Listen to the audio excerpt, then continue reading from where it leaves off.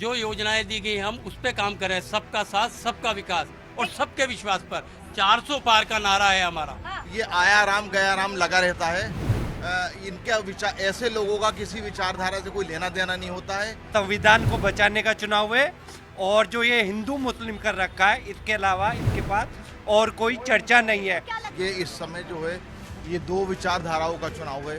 एक विचारधारा देश को बचाना चाहती है और एक विचारधारा देश को खंड खंड करना चाहती है। लेकिन फिर भी अगर आप इस समय चुनाव देखें तो चुनाव दो विचारधाराओं पर है। चुनाव एक देश को बचाने वाली विचारधारा है और एक दो देश की विचारधारा को खंड खंड करने वाली है। चाहेंगे यहाँ पे चर्चा चल रही थी, छोटा सा चौपाल, चुनावी चौपाल बतौर चल रहा था और यहाँ पर जनता भी है। सुना आपने, क्या लग रहा है? हारते हुए जाएंगे फिर कैसे चलेगा? क्या लग रहा है? ना मैं तो देख रहा हूँ। ये देखिए, मैं तो अयोध्या के इंडिया गठबंधन साफ साफ जीत रहा है।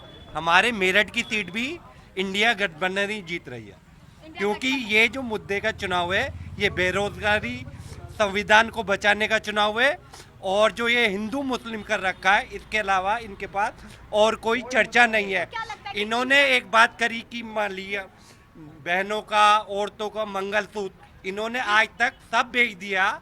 अब इनके पास मंगलसूत्र ही बचा है, अब इसको बेचने की बारी है। इसलिए गठबंधन 100% जीत रहा है। ठीक है, बीजेपी को हटाने की वजह क्या है? हिंदू मुस्लिम ही इनका ज्यादा करना या अपनी योजनाओं को बताने पर सही तरीके से आ ना सकना?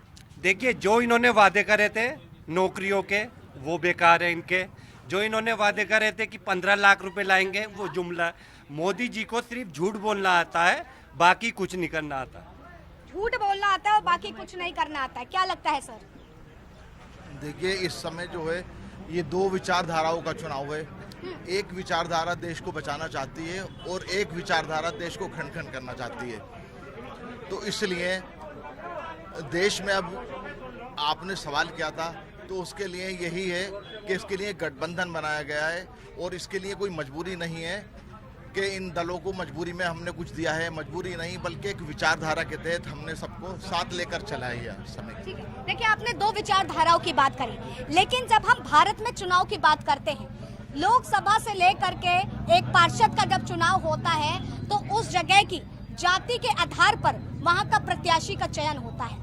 तो उस दरमियान हम ये कैसे कह सकते हैं कि आज के समय कोई भी पार्टी हो, वो हिंदू मुस्लिम हो गया या जाति धर्म जात पात हो गया, इस पर काम नहीं कर रही है? देखिए, आज़ाद भारत के अंदर बहुत ऐसे चुनाव हुए हैं जो जाति आधारित बने हैं चुनाव।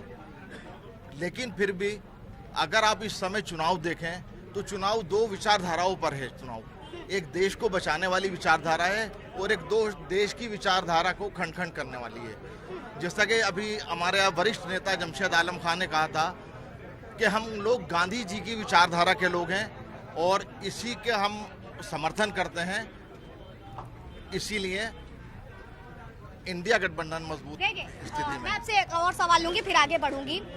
आज बीजेपी जिस तरीके से विपक्ष को कमजोर बता रही, खास करके जब कांग्रेस की बात आती है तो उसको इस तरीके से उसने कमजोर दिखाने का प्रयास किया है कि उसमें अब कुछ नहीं रहा। कई ऐसे बड़े नेता रहे जो बीजेपी में हाल ही में शामिल हुए, तो क्या देख पा रहे हैं कांग्रेस की कमी? कांग्रेस पार्टी की कोई कमी नहीं है। ये आया राम गया राम लगा रहता है। इनका विचार, ऐसे लोगों का किसी विचारधारा से कोई लेना देना नहीं होता है। ये सिर्फ पद की तरफ भागते हैं और अपना विकास चाहते हैं। ना इन्हें देश से कुछ लेना देना है, ना देश की समस्याओं से लेना देना है। इनकी विचारधारा से कोई संबंध नहीं है। ठीक है, क्या लग रहा है, इतनी देर से चर्चा सुन रहे थे आप, क्या कुछ विचार में है, क्या कहना चाहेंगे? मैं बीजेपी से बिलोंग करता हूं और मैं यही कहना चाहूँगा, माननीय प्रधानमंत्री जी का जो नारा है 400 पार का, हमने रोडों का जाल बिछाया। हिंदू मुस्लिम की बात करें तो हिंदू मुस्लिम 10 साल के कार्यकाल में कहीं नहीं हुआ है। 70 साल के कार्यकाल का आप इतिहास उठाकर देखो तो ठगबंधन और गठबंधन की बात की जा रही है। ठगबंधन और गठबंधन, ठगबंधन और गठबंधन की बात की जा रही है। माननीय प्रधानमंत्री जी ने जो आम जनता को 2.5 लाख रुपए की योजना से लेकर खाने और अन्न तक और सड़क से लेकर ऊपर तक की योजनाएं, पढ़ाई से लेकर शिक्षा और शिक्षा से लेकर ज्ञान और ज्ञान से लेकर वैज्ञानिक तक जो योजनाएं दी गई हम उस पे काम करें, सबका साथ सबका विकास और सबके विश्वास पर। 400 पार का नारा है हमारा। देखिए, आप कह रहे हैं सबका साथ, सबका विकास, सबका विश्वास, ये 400 पार का जो नारा है, आपके बगल में जो आपके साथी बैठे हैं वो कह रहे हैं कि दो विचारधाराओं की लड़ाई जो है ना करवाई है वो बीजेपी वालों ने करवाई है। विचारधारा की लड़ाई नहीं है, हमारी भाईचारे की लड़ाई है और हम भाईचारे पे काम कर रहे हैं। सबका साथ, सबके विकास को लेकर 400 पार का नारा लेकर माननीय प्रधानमंत्री देश का चुनाव लड़ रहे हैं और हम सभी कार्यकर्ता दिलो जान से लगे पड़े हैं। लेकिन आज विपक्ष क्यों फिर आपकी पार्टी को वॉशिंग मशीन लगातार कहता हुआ नजर आ जाता है? 70 साल में वॉशिंग मशीन ही तो चली है। हाँ। 10 साल में वॉशिंग मशीन कहाँ चली है? 10 साल में तो आपके वॉशिंग पाउडर लगा के धुलाई की गई, अब निखार आया है। देखिए, वो तो बता रहे हैं क्यों वॉशिंग मशीन चली 70 सालों बाद। देखिए, आसाम के चीफ मिनिस्टर कौन है, अजीत पवार कौन है, एक नाम अगर गिनाएंगे 1000 नाम है। तो इसमें तो जो भी भ्रष्ट होता है वो बीजेपी में जाए, वॉशिंग मशीन में साफ हो जाता है धुलकर। तो इसमें कहने की जरूरत नहीं, वो तो ऑन रिकॉर्ड है सारी की सारी चीजें। ठीक है, मैं आपसे भी जानना चाहूंगी, अभी हाल ही में कांग्रेस के एक वरिष्ठ प्रवक्ता थे जिन्होंने, गौरव जिनका नाम था, उन्होंने जो है बीजेपी पार्टी ज्वाइन करी, गौरव वल्लभ जी ने। उन्होंने एक बात कही कि कांग्रेस उन पर ज्यादा प्रेशर बना रही थी कि सनातनी विरोधी नारे लगाओ, इसलिए पार्टी छोड़ी। क्या ये पार्टी जहाँ तक सवाल है कांग्रेस का, तो उसमें जो है ना हर विचारधारा के लोग हैं, सनातन विचारधारा के भी लोग हैं और दूसरे विचारों के भी लोग हैं। उसमें कोई ऐसा हमारे यहाँ ऐसा कांग्रेस में कोई वो नहीं है जो सनातन धर्म का कोई अपमान करता हो या कोई वो करना चाहता हो। ठीक है, हम सबको समान वो करते हैं, हर धर्म का हम सम्मान। आखिरी सवाल लूंगी, क्या लग रहा है इस बार क्या कुछ वाकई बड़ा बदलाव होगा?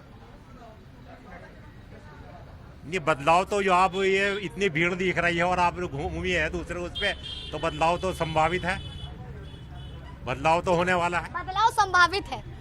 बदलाव तो संभावित नहीं हो पा रहा है, 400 पार हम जा रहे हैं। बदलाव सबसे बड़ा इस मेरठ सीट का जो मुद्दा है वो हाईकोर्ट बेंच का है।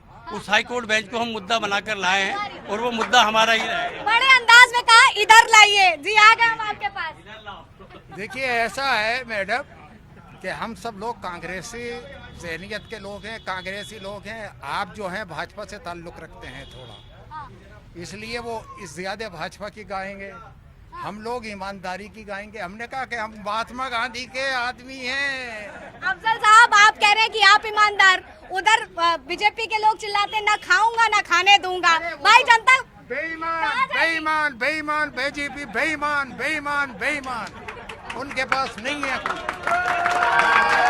देखिए, मैं चाहता दिखाना चाहूंगी किस तरीके से तालियों का शोर भी है और चर्चा को खत्म करेंगे। लोगों ने अपने अपने मुद्दे रखे, अपने अपने विचार रखे और इस बार जो ध्रुवीकरण की राजनीति साफ तौर पर देखने को मिल रही थी, वो लगातार कैसे चीजें हैं, जनता का क्या कुछ मत है, जनता के साथ साथ यहाँ जो प्रवक्ता थे, जो पार्टियों से भी बिलोंग करते थे, उनका क्या कुछ सोचना है। तमाम मुद्दे जो ऐसे थे जो कहीं ना कहीं जनता के बीच में अभी भी अटकलों के रूप में कहीं ना कहीं फंस जाते हैं, उस पर भी खुल करके यहाँ आज लोगों ने चर्चा करी। फिलहाल तब तक के लिए आप बने रहे लीडिंग भारत पर। कैमरा पर्सन विनीत के साथ आस्था तिवारी।